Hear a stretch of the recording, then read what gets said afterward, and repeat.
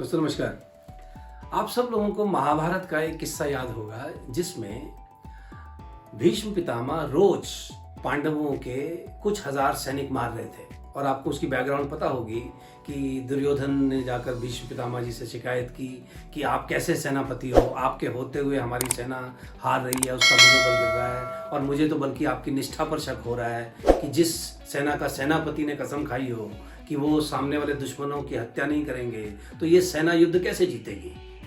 तो भीष्म पितामह को ये अपने पर आक्षेप आरोप अच्छा नहीं लगा, तो उन्होंने कहा कि देखो, मैंने पांडवों को ना मारने का प्रण लिया है, लेकिन मैं युद्ध तुम्हें जरूर जिताऊंगा।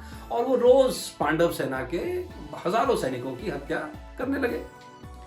अब जब भीष्म पितामह जी फुल फॉर्म में हो तो आप जानते हैं कि उनको कोई नहीं रोक पा रहा था। और आप सबको ये भी विदित होगा कि महाभारत के युद्ध से पहले कृष्ण जी ने एक कसम खाई थी कि वो इस युद्ध में हथियार नहीं उठाएंगे। लेकिन जब भीष्म पितामह जी का ये रौद्र रूप महाभारत के युद्ध में उन्होंने देखा कि कोई उनको सामना नहीं कर पा रहा, तो कृष्ण जी ने एक रथ का पहिया उठाया और भीष्म पितामह को मारने दौड़े।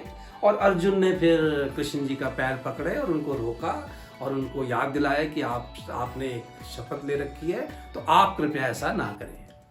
अब देखिए, ये जो किस्सा है ये जब भी लोग सुनते हैं तो कई लोग जिनको पूरा ज्ञान नहीं होता चीज़ों का, उनको ये लगता है कि कृष्ण जी ने आपा खो दिया, वो अपना वचन भूल गए और क्रोध में आकर उनसे ऐसा होने वाला था। देखिए, मुझे भी महाभारत का पूरा ज्ञान नहीं है और कृष्ण जी ने क्या सोच के किया होगा मैं तो उसके बिल्कुल इतना बड़ा पात्र नहीं हूँ कि मैं सोच सकूँ उन्होंने ये क्या सोच के किया होगा।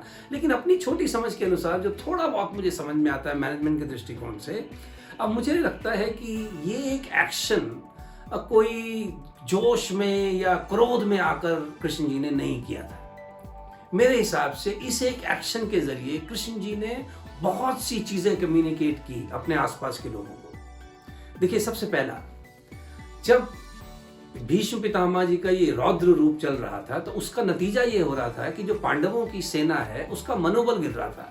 क्योंकि आप सोच के देखिए, जिसके हजारों सैनिक रोज मर रहे हैं और हमारे जो टॉप के जो सेनापति हैं, जो टॉप के धुरंधर हैं, वो इनको रोक नहीं पा रहे। तो अगर मैं सैनिक हूं तो मेरे दिमाग में यही ख्याल आता है ना कि जी अब तो बस it is just a matter of time, आज ये मरे कल मेरा नंबर आएगा, बिकॉज इनको तो कोई रोक नहीं सकता। तो उससे सेना में बगावत हो सकती है, सेना छोड़ के भाग सकती है, इसका एक कॉन्सिक्वेंस हो सकता है। दूसरा, जो ऑपोजिट सेना है, कौरवों की सेना है, उसका मनोबल बहुत बढ़ जाता है। और आप जानते हैं युद्ध में जब सैनिक का मनोबल बढ़ जाता है तो एक साधारण सैनिक भी बहुत आक्रामक सैनिक हो जाता है।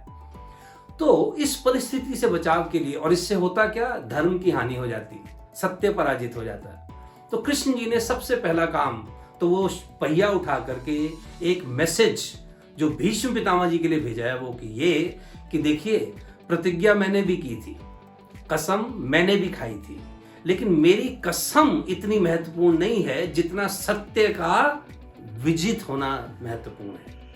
सत्य का जीतना महत्वपूर्ण है, मेरी कसम महत्वपूर्ण नहीं है। और अगर मेरी कसम टूटती है लेकिन सत्य पराजित होने से बच जाता है तो मैं इस पर्सनल कलंक के लिए तैयार हूं। तो ये एक मैसेज भीष्म पितामह के लिए। दूसरा मैसेज, कौरवों की सेना जानती थी, पांडवों की सेना भी जानती थी कि अगर कृष्ण अस्त्र उठा लेंगे फिर कोई नहीं जीत सकता, फिर तो कृष्ण ही जीतेंगे। तो ये मैसेज उस सेना के लिए, ताकि आप अति उत्साहित ना हो, जब तक मैं विराजमान हूं सत्य पराजित नहीं हो सकता। और तीसरा मैसेज अर्जुन के लिए कि अर्जुन, तेरे होते हुए मेरी कसम टूटी है।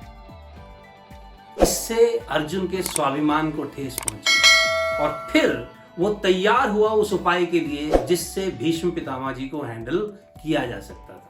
अन्यथा वो अपने फिर कंफ्यूजन में जी रहा था। तो अब आप सोच के देखिए, इस एक एक्शन से कृष्ण जी ने कितनी चीजों को हैंडल किया। ओके, सो इसमें लर्निंग यही है कि सोच विचार के कार्य कीजिए, प्रतिक्रिया नहीं। Think about it.